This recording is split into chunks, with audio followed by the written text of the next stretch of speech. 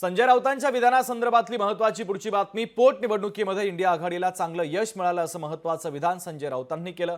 2024 मध्ये मोदी जिंकले म्हणणाऱ्यांनी डोकं तपासून घ्यावं। संविधान वाचवण्याची आमची लढाई सुरूच असल्याचं संजय राऊतांनी म्हटलंय। विधानसभेत आम्ही 175 ते 180 जागा जिंकू असा विश्वास देखील राऊतांनी बोलून दाखवलाय। तर खासदार संजय राऊतांनी हा विश्वास व्यक्त केलेला आहे। महायुती सरकारवर त्यांनी टीका केली आहे। हम लोकसभा में और विधानसभा में भी ये संविधान के हत्यारों को किसी भी हालत में सत्ता में आने नहीं देंगे, किसी पद पर आने नहीं देंगे। लगभग सभी स्टेट, प्रमुख स्टेट, चाहे पश्चिम बंगाल हो, चाहे उत्तराखंड हो, चाहे हिमाचल प्रदेश हो, चाहे तमिलनाडु हो, सभी राज्यों में ये एक बहुत ही बढ़िया रिजल्ट आया है इंडिया गठबंधन के लिए। 2024च्या निवडणुकीमध्ये जे म्हणतायत मोदी जिंकले, त्यांनी आपली डोकी तपासून घ्यायला पाहिजे।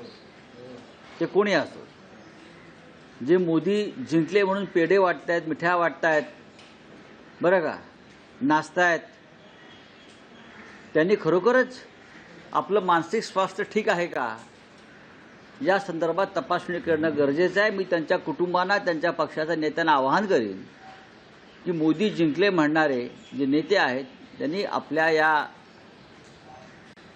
घरातल्या लोकांची किंवा पक्षाच्या नेत्यांची मानसिक तपासणी करावी।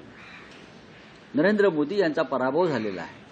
माननीय शरद पवार यांच्या नेतृत्वाखालची राष्ट्रवादी काँग्रेस पक्ष, उद्धव ठाकरे यांच्या नेतृत्वाखालील खरी शिवसेना, काँग्रेस पक्ष, आमचे इतर घटक पक्ष, या सगळ्यांची एकी इतकी मजबूत आहे की आम्ही किमान 175 ते 180 जागा जिंकू, अशा प्रकारचं वातावरण या महाराष्ट्रामध्ये आहे। सर्वे सांगतात, आम्ही त्यांचे आभारी आहोत।